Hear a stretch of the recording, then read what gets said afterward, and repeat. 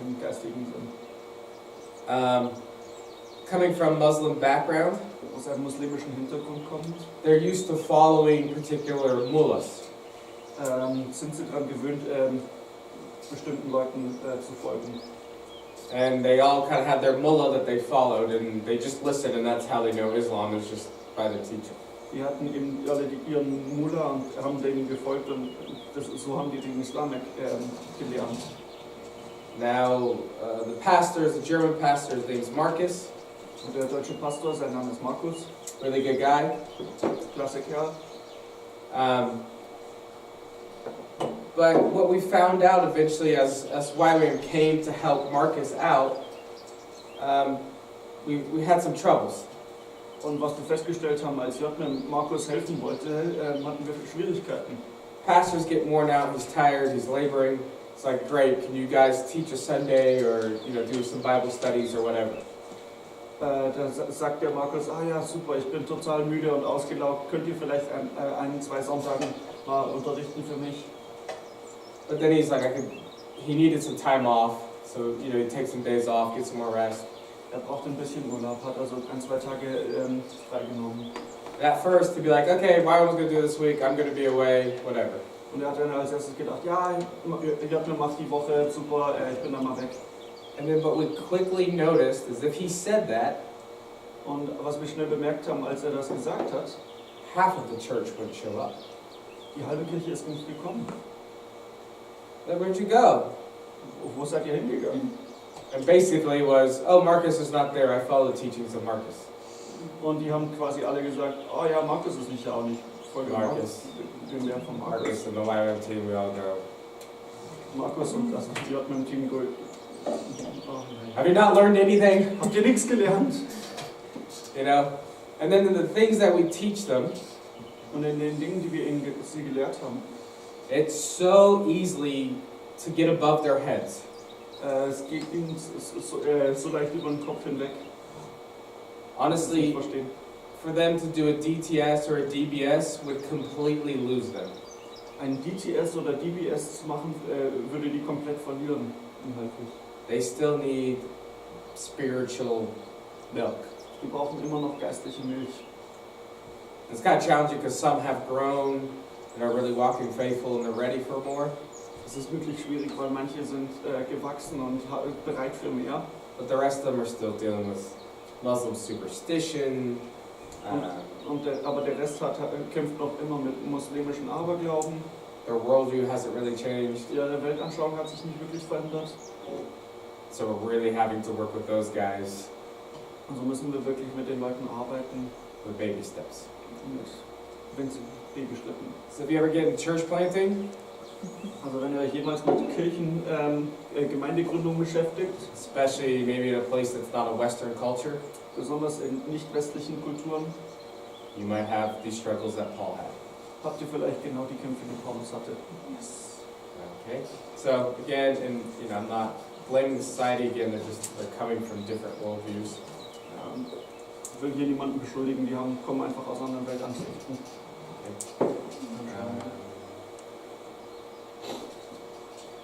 Back to that.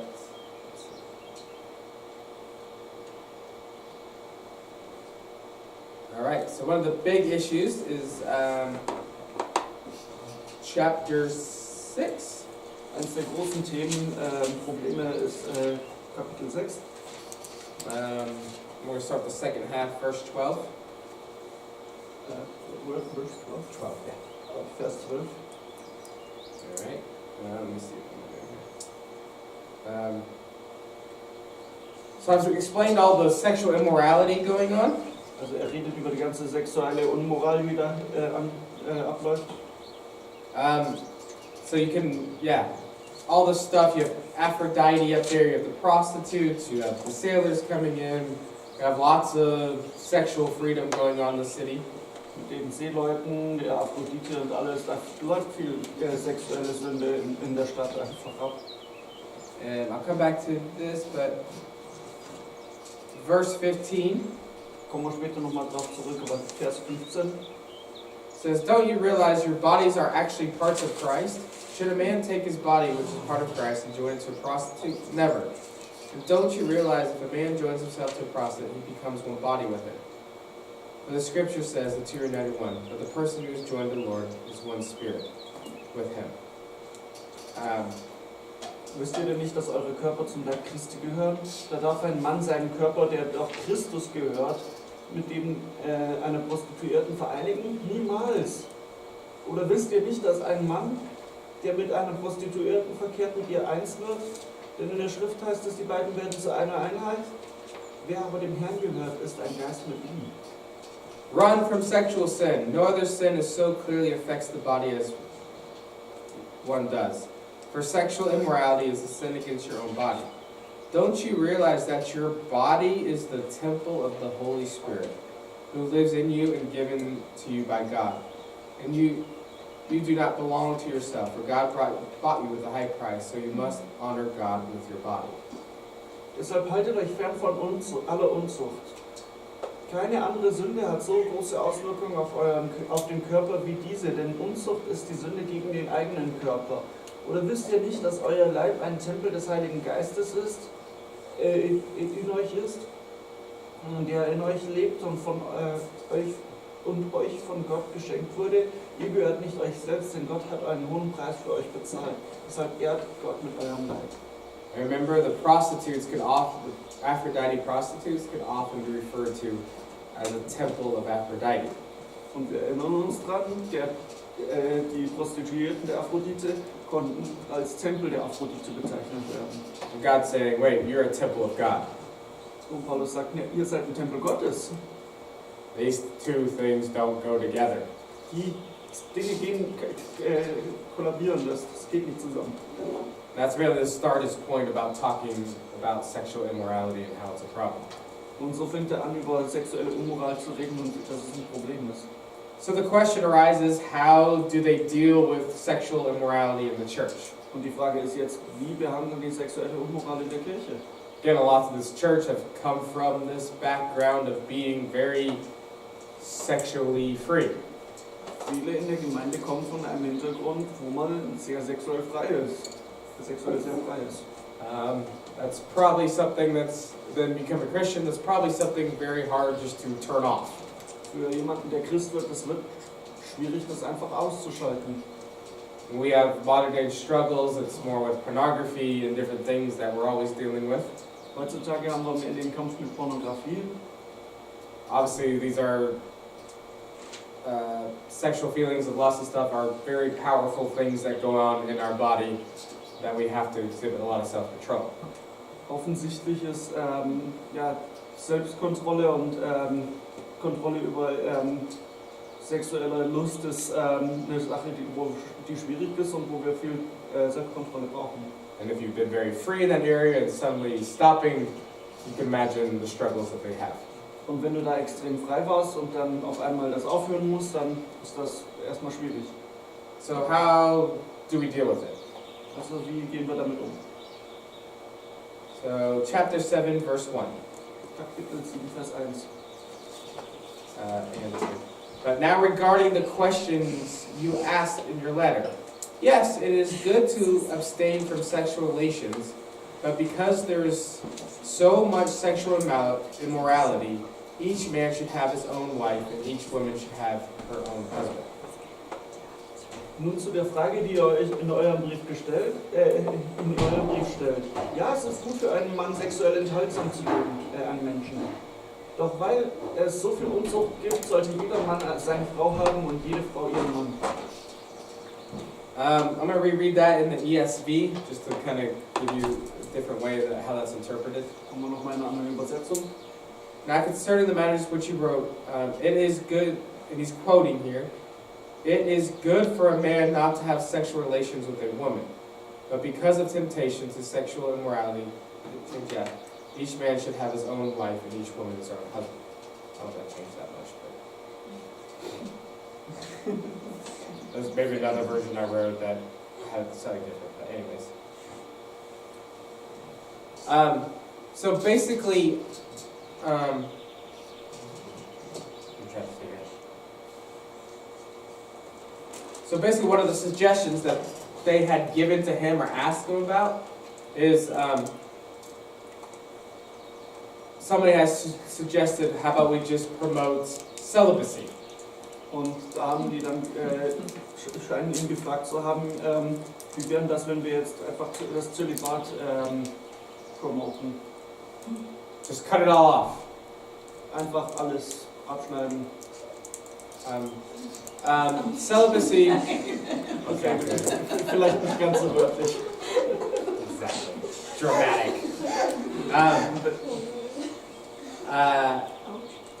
So Paul's quoting a suggestion, and there's different views about celibacy in the ancient world.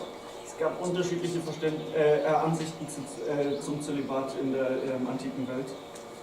Most Jews would have said it's a bad thing. Celibacy. Die meisten Juden hätten gesagt, Zölibat ist schlecht. And of course, the Jews are very much talking in the realms of marriage.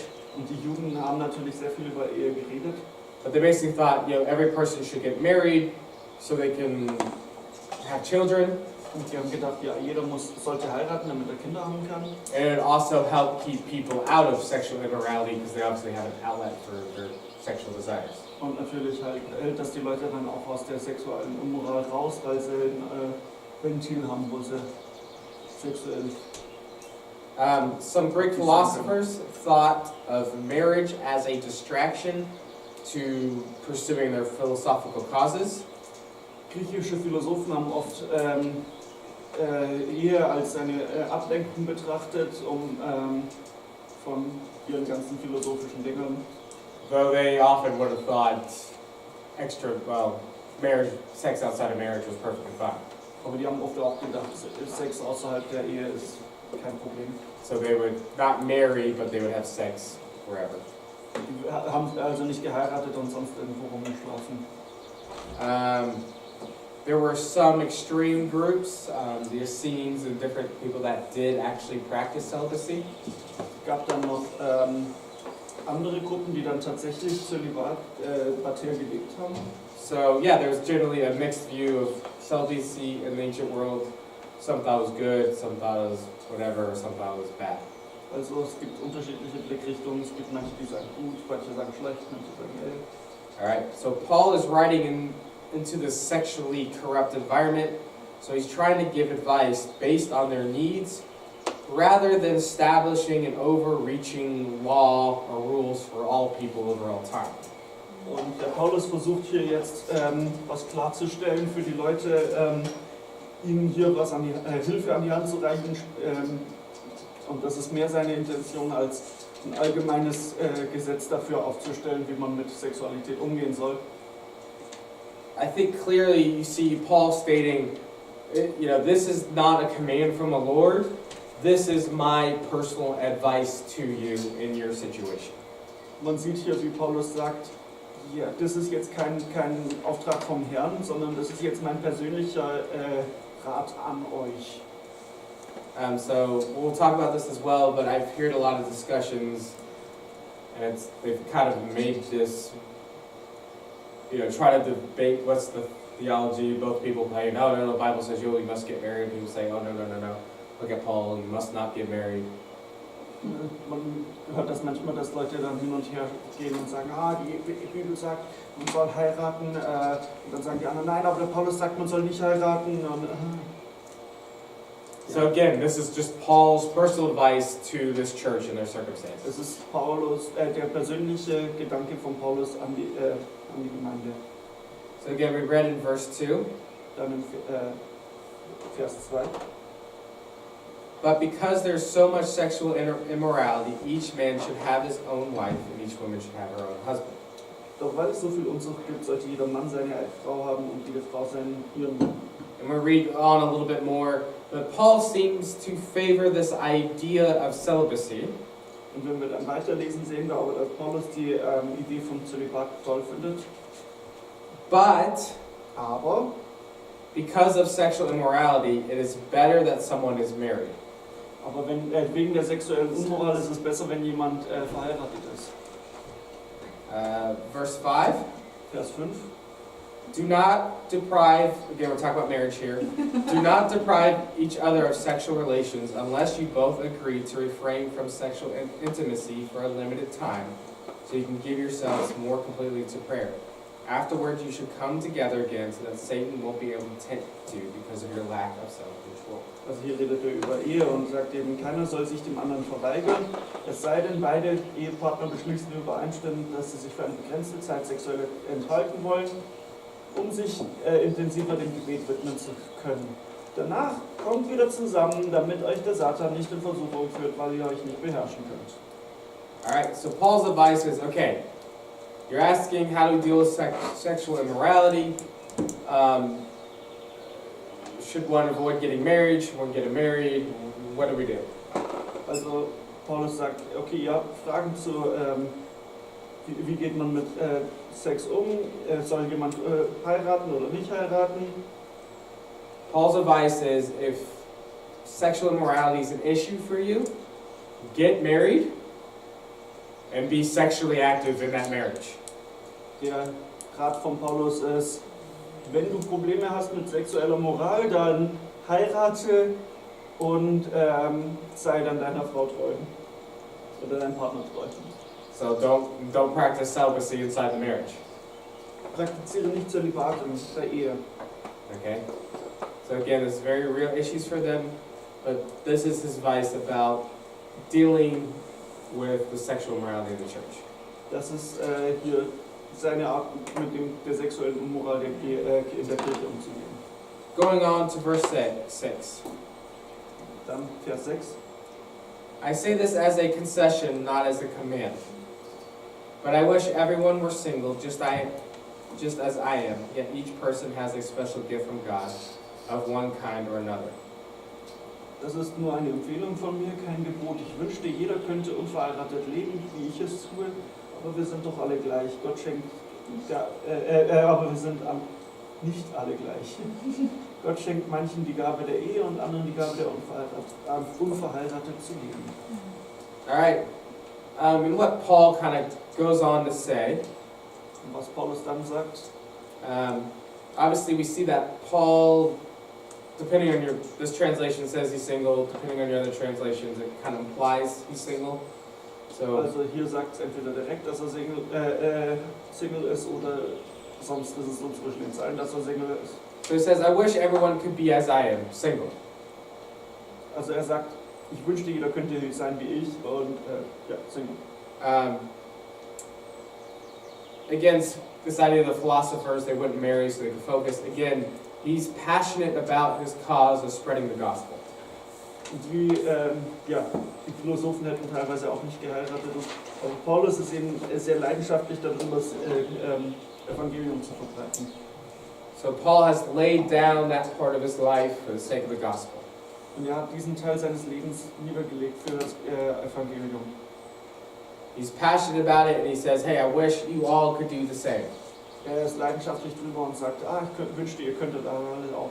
So as many of you can go out and spread the gospel. Dass viele von euch losziehen und das Evangelium verbreiten. But he understands something about this issue. Aber er versteht, was er an diesem Problem ist. Each has their own gift. Jeder hat seine eigene Gabe. Okay, because if you have a spouse and you have a family, that takes time and effort. Denn offensichtlich, wenn du einen Partner und Kinder hast, dann braucht das Zeit und Kraft. And so you're not going to be so focused on this work. Also bist du dann nicht so fokussiert auf die Arbeit. This is anyways, the basic argument Paul has with the Corinthians. Das ist das grundlegende Argument, das er mit den Korinthern hat. Now we can talk about for us today. Jetzt können wir darüber reden, wie wir es heute sehen. This can be an often talked about and heavy issue in the church. Es kann in der Gemeinde oft ein schwieriges Thema sein. In some churches, i.e. the Catholic Church, celibacy is required for the clergy. In manchen Kirchen, wie zum Beispiel der katholischen, ist ja das Zölibat erwartet für den Klerus. And I know in some other churches, Protestant evangelical churches, being married is not officially but practically required to be a pastor or a clergy. Und in manchen anderen Gemeinden ist, dass man verheiratet ist, nicht offiziell, aber praktisch quasi eine Erwartung, dass, um die Gemeinde zu leiten. I think that might be slightly a hard stance out of something out of Titus. Das wäre ein schwerer Punkt vom Titus her. I know when I was doing an SBS, one of my roommates doing with me, he was a Korean pastor. Als ich mein, when you're SBS, right? They're my SBS. Ja, also während dem SBS war mein Zimmerkollege ein koreanischer Pastor. He had already done seminary and all this. Hat schon ein Seminar und so weiter gemacht. He was taking some time off to do SBS. Hat sich ein bisschen Freizeit genommen, um ein SBS zu machen. And I was talking to him about being in Korea, being a pastor. Und ich habe mit ihm darüber geredet, wie das ist, ein koreanischer Pastor zu sein. And he said, "Oh, I'm only like an associate pastor." Und er sagt, ich bin nur ein Hilfspastor. Says I can't be a main pastor yet. Ich kann noch kein Hauptpastor sein. I said, "Why?" Und ich habe gefragt, warum? Says I'm not married. Ich bin noch nicht verheiratet. In his church, the only way you could be a head pastor, Die einzige Methode in seiner Gemeinde, um wirklicher Pastor zu werden, a requirement is that you had to be married. da musst du verheiratet sein.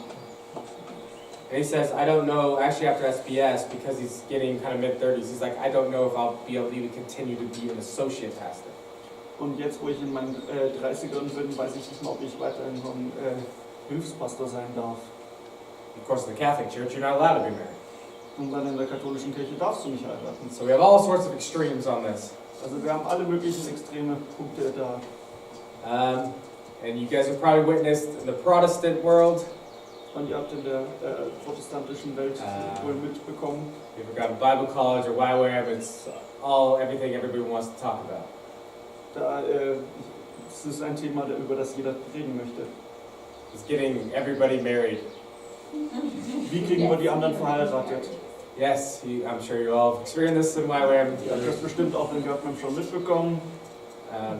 And so often it can be tough for us single people. Also kann es für die Single-Leute echt schwierig sein. People are always asking, always asking. Die Leute fragen immer wieder. And often you'd be like, yes, I'm interested, it's not working out, shut up, leave me alone, right? Und oft ist es dann ja, ich bin interessiert, aber es klappt nicht, also lass mich endlich alleine. All the awkward laughs are like, hey, it's true. So, but Paul's encouraging you to be single, but then there's encouraging marriage, and it's just this big mess. Ja, also Ermutigung von Paulus, allein zu sein, aber dann andere nicht und großes Chaos. So what in the world is the correct stance? Was ist jetzt das korrekte Ding? I think if you actually look at this and actually read it and pay attention and not go with your own motive. Geh ran, lese es und schau, was tatsächlich da steht und komm nicht mit deinen eigenen Motiven. Paul's clear, to each his own gift. Paulus sagt klar, jedem seine eigene Gabe. It's the second half of verse 7. Zweite Hälfte von Vers 7. He says, yet each person has a special gift from God of one kind or another. Ja, Gott schenkt jedem eine andere Gabe.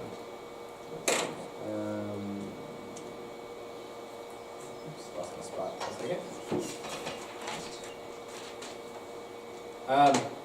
So, stay single, focus on the gospel, or get married, have kids, blah blah blah. Which one's better? Also sei Single und so und dann passt alles oder heirate und kriege Kinder. Neither is wrong or right or better or worse. Keins ist besser oder falsch. Again, he's saying his promotion of being single is his personal advice, his personal passion. Sagt, allein zu sein ist seine persönliche Leidenschaft und sein persönlicher Ratschlag in der Hinsicht. Yes, a single person has more time and energy to focus on the work of the gospel, potentially. Ja, wer Single ist, hat mehr Zeit und Energie, sich aufs Evangelium zu konzentrieren. But that is not the only calling of God that's possible in our lives. Aber das ist nicht der einzige Ruf Gottes, der in unserem Leben. To say you have to be one or the other is a very limited view of what the gospel, how you spread the gospel. Die Frage, zu sagen, dass man das eine oder das andere sein muss, ist ein sehr einsichtiger, einfältiger Sicht. Because there's a very clear calling for marriage and family as well. Es gibt nämlich auch eine klare Berufung zu Ehe und Familie. Yes, God ordains marriage. He created it, and it's obviously needed in the world. Gott hat die Ehe geschaffen und es ist offensichtlich benötigt. But again, that's not the only calling out there either. Das ist nicht der einzige Ruf da draußen. It doesn't mean everyone has to get married. Heißt nicht, dass jeder heiraten muss. There's also a very legitimate call to be single. Es gibt auch eine sehr legitime Berufung dazu, Single zu bleiben. And this is kind of my Ray's personal observations. Und das sind jetzt meine Rays persönlichen Beobachtungen. You know, I've seen people legitimate, be able to control their passions, and they just feel a call of God to be single and really out there in the world. Es gibt Leute, die haben ihre Leidenschaften unter Kontrolle und die sind da draußen unterwegs mit Leidenschaft für Gott. And I've seen that in them to be in seasons. Und ich habe gesehen, wie das für die in teilweise in Saisons, Zeiten And for lifetimes. oder für Lebenszeiten gilt. My personal life, it's been, basically a long season of singleness with very clear, confirmed words of the Lord. Mein Leben ist eine Zeit des Single-Daseins mit klaren Bestätigungen vom Herrn. And kind of slowly changing to, okay, there's going to be a different season in your life. Und es verändert sich ein bisschen zu, okay, da wird irgendwann eine andere Phase kommen. Okay? So if you're single, Also wenn du Single bist, God has a call in your life. Gott hat eine Berufung auf dein Leben. If you're married, Wenn du verheiratet bist, God has a call in your life. Gott hat eine Berufung auf dein Leben. Bino. If you're single and hoping to get married, Wenn du Single bist und hoffst, verheiratet zu werden, God has a call in your life for this season.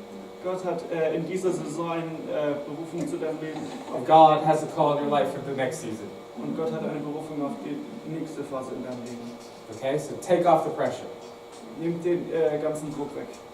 You know, and I think all cultures we get pressure, but some cultures are maybe a little bit heavier than others. In allen Kulturen kriegen wir da irgendwo Druck, aber manche sind wohl doch ein bisschen schlimmer als andere. For I know talking to Koreans, they're very heavy. You must get married culture. Well, I want to. Again, it's okay. Also scheinbar sind die Koreaner sehr streng mit, du musst heiraten. It's okay. Yeah, I'm just saying different cultures have different pressures. Unterschiedliche Kulturen, unterschiedlicher Druck. But yeah, extend grace to each person. Gib Gnade allen. I think what Paul's really trying to communicate, obviously deal with sexual immorality, but also, again, he's communicating freedom into the matter. Also sagt, gibt ihnen eine Möglichkeit, wie sie mit sexueller Unmoral umgehen können, aber sagt ihnen auch, gibt ihnen auch Freiheit. So again, let's extend grace to each other, whether we're married or not married.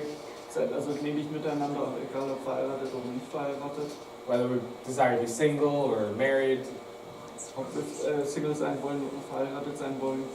You know, be careful of enforcing your personal point of view onto other people.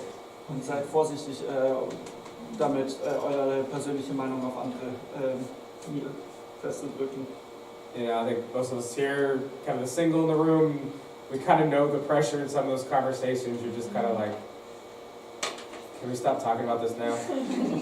Und die meisten Singles wissen, dass das immer so einen Druck hat und sich einfach nur wünscht, könnten wir jetzt einfach das Thema abschließen. So my thoughts are, you know, find out somebody's story first. Deswegen findet einfach doch die Geschichte von den Leuten erst raus. Have they struggled finding a partner? Ob sie damit kämpfen, einen Partner zu finden. So maybe do they want to be single or feel called to be single? Oder fühlen sie sich berufen, Single zu sein? Oder wollen sie einfach? Start with that. Frag doch mal danach. You know? Being married or unmarried isn't any less spiritual or more spiritual than the other. Verheiratet zu sein oder nicht verheiratet zu sein.